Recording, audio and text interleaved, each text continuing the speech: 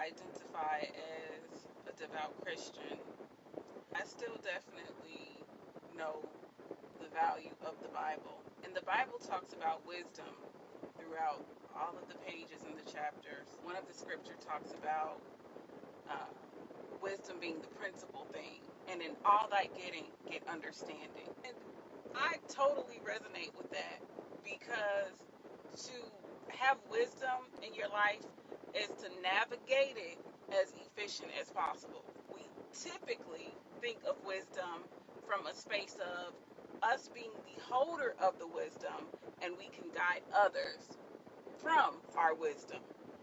But it's not often talked about how wisdom, right, wisdom being the principal thing, is also supposed to be used for us to know when to accept wisdom from others. And stick with me, y'all. I'm going somewhere. Stick with me.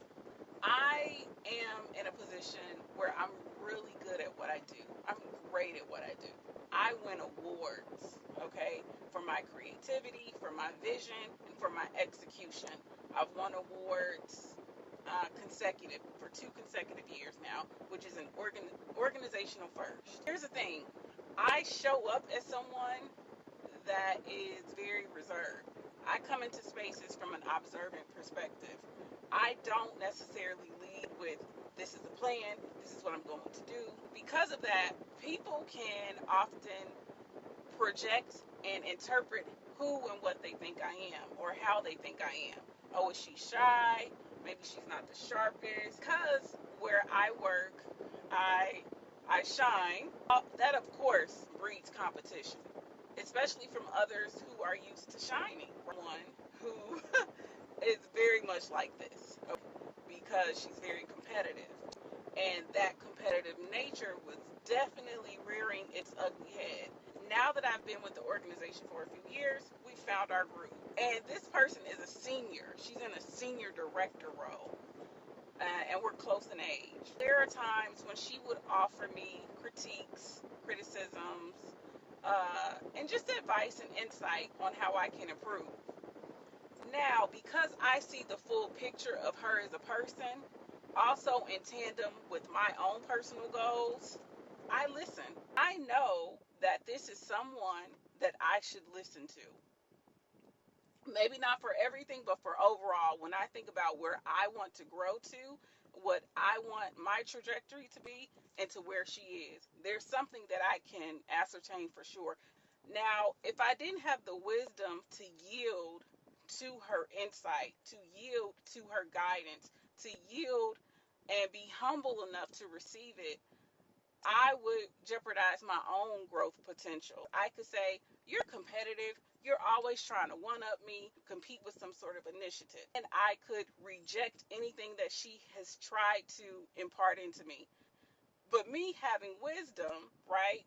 I know when to take a step back and see the full picture. Yeah, that's a part of her behavior, but I can still gain from her. I can still gain from this interaction.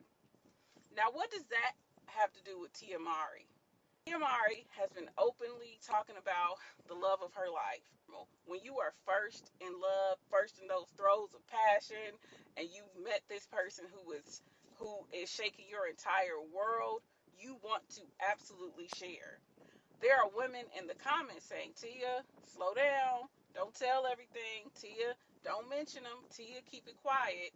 And of course, the rebuttal to that is, y'all bitter and y'all are projecting. Could there be some women who are bitter and who are projecting? Sure. But wisdom tells us that most of those women are not projecting. Most of those women are not bitter. They're actually offering Tia valuable insight. And here's the thing about Tia and so many women: Tia doesn't have any game. And when you grow up, one, as a devout Christian in a relatively sheltered environment, I grew up very similar to Tia. I grew up at church, in church all the time. I grew up with both of my parents. I grew up with parents. When I was growing up, I never heard my parents curse. I never saw my parents drink.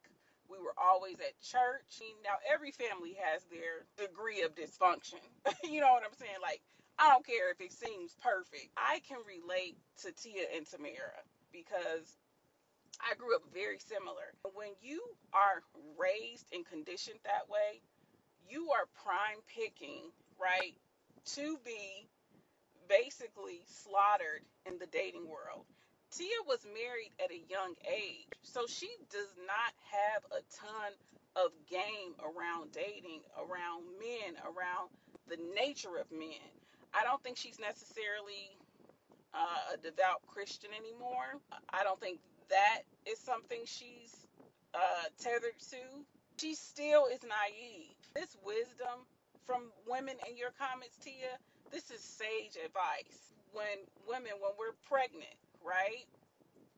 The OBGYN tells you the first trimester, you need to keep it quiet. Your pregnancy is the most fragile, it's in the most fragile state. Miscarriages are highest in that first trimester.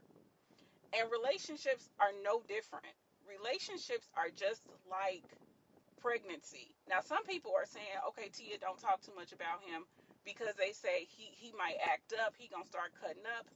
I'm more from the people watching you and wishing ill intent towards you. But I do think that if something is sacred and valuable to you, you should hold it close. And Tia is a famous celebrity. So she has all types of people watching her all of the time. I also wouldn't be bragging about him because I've built my reputation and my brand brick by brick. We aren't married. This could be a fly by night type of thing. Stella got her groove back. We don't know.